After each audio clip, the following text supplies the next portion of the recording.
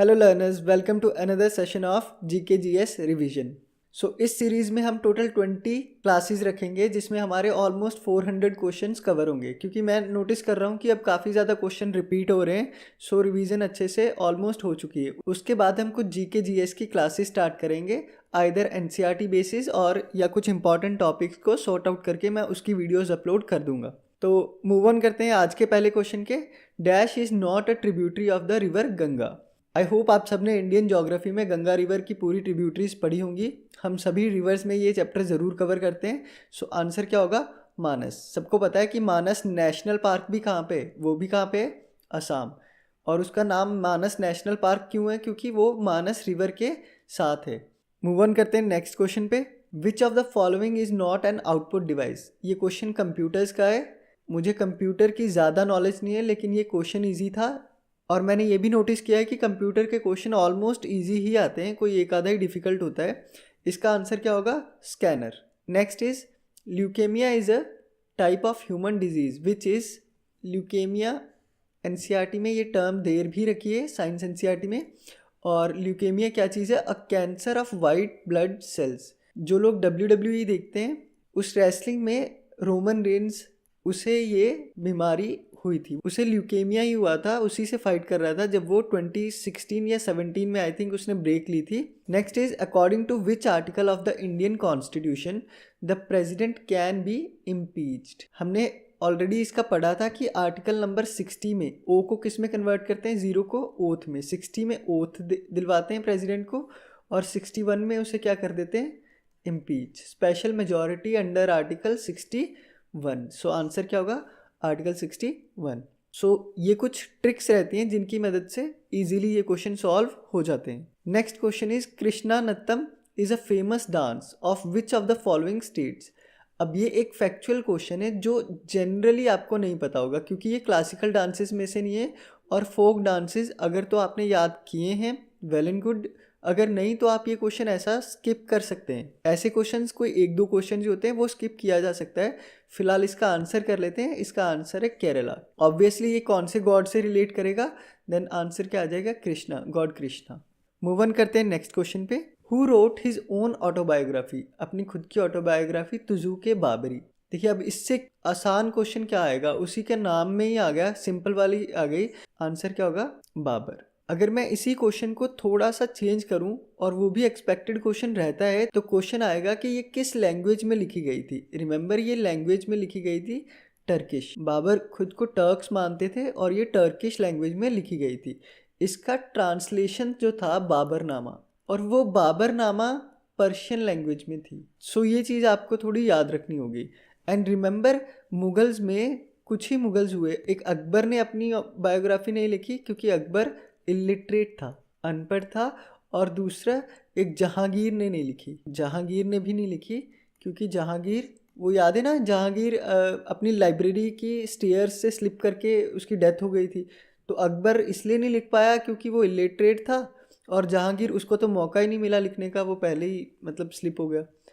Next question देखते हैं। Dash is the capital of Mizoram. Again one more state from north east. अब मैं ना ही इसका मैप बताऊंगा ना ही कुछ। मैंने आपसे पहले भी कहा था कि नॉर्थ ईस्ट सारा रिवाइज कर लीजिए, नॉर्थ ईस्ट की स्टेट्स और उनकी कैपिटल्स। ये थर्ड क्वेश्चन मैं करवा रहा हूँ, थर्ड या फोर्थ, जिसमें अगेन पूछा गया है। मैंने अपने लर्नर्स को जब नॉर्थ ईस्ट में हिल्स पढ़ाई थी तब मैंने एक ट्रिक याद करवाई थी कि मिज़ोरम में जेड आता है और ऐजवाल में भी क्या आता है? जेड। आप भी ऐसे ही याद रख लेना, मिज़ोरम की कैपिटल क्या होगी? Aizawl. Next is the chief election commissioner of India holds the office for. I remember, मुझे तो ऐसे ही याद है, 6/65। अब ये 6/65 का मतलब होता है कि आइदर उसका टर्म कितने साल का होगा? 6 ईयर्स का, और till the age of 65 years. दोनों में से जो भी पहले होगा। सपोज करो वो 56 एज पे चीफ इलेक्शन कमिश्नर बनाए, तो पहले 6 साल हो जाएंगे। 6 साल में उसकी एज कितनी हो जाएगी? 62। तो अभी 65 नहीं हुआ ना, बट 6 ईयर्स कंप्लीट हो गए तो वो रिटायर हो जाएगा।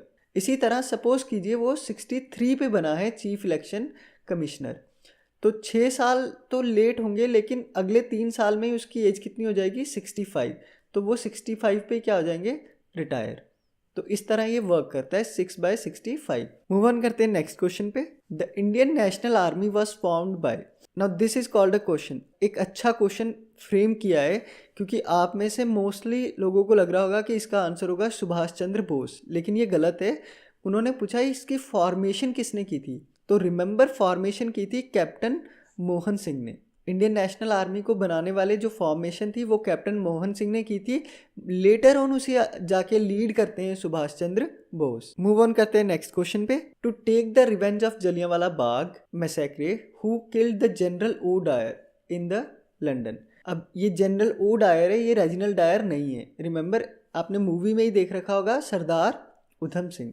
चलिए अगला क्वेश्चन देखते हैं। The instrument used to examine the person's digestive tract is called. काफ़ी सारे स्टूडेंट्स को ये नहीं पता होगा, सो इसका आंसर है एंडोस्कोप। ये उन्हें पता होगा जिन्होंने एंडोस्कोपी करवा रखी होगी। डाइजेस्टिव ट्रैक्ट में एक पतली सी पाइप डालते हैं तो उससे पूरा एनालिसिस करते हैं, तो उसे कहते हैं एंडोस्कोपी। और इंस्ट्रूमेंट को क्या कहेंगे हम, एंडोस्कोप। नेक्स्ट क्वेश्चन देखते हैं। The objects float on after based on Newton's third law of motion. ये तो हो नहीं सकता, action is equal and opposite to reaction. Hooke's law भी नहीं हो सकता, ये वो ग्राफ के लिए। फेराडेज लॉ भी नहीं है। आंसर क्या होगा, आर्किमिडीज प्रिंसिपल। सो ये क्वेश्चन सिंपल है, एनसीईआरटी बेस्ड ही है। Remember Archimedes principle buoyancy force को डिस्क्राइब करता है और उसी से फ्लोटिंग वगैरह के प्रिंसिपल्स निकल के आते हैं। अगला क्वेश्चन देखते हैं। Dash is used in yellow lamp street lights. Again answer क्या होगा, सोडियम। एक फैक्चुअल क्वेश्चन है। Next is Rajaji national park is in. अब मैंने इकोलॉजी और इन्वायरमेंट का पूरा कोर्स कर रखा है, तो मुझे तो ये क्वेश्चन सिंपल लगते हैं।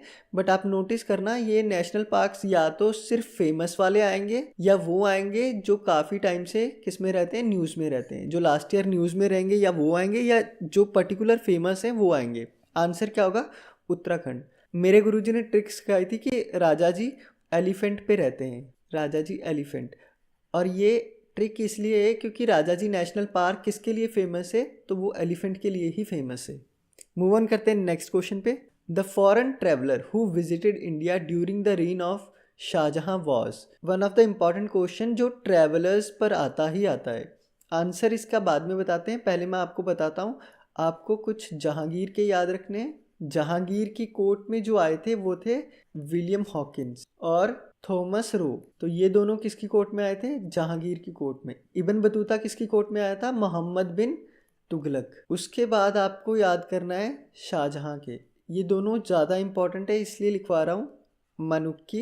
मानुक्की, टैवर्नियर, बर्नियर, ये अलग अलग पर्सन है। और एक नाम याद रखना आप, पीटर मुंडी। ये 4 नाम याद रख लेना आप। तो आंसर क्या हो जाएगा इसका, शाहजहां की कोर्ट में मनुक्की। चलिए मूव ऑन करते हैं नेक्स्ट क्वेश्चन पे। विच of the following is a nitrogen fixing bacteria. ये रिपीटेड क्वेश्चन है, इससे पहले भी ये आरआरबी, एनटीपीसी सभी में पूछा जा चुका है। आंसर क्या होगा, rhizobium is the nitrogen fixing bacteria.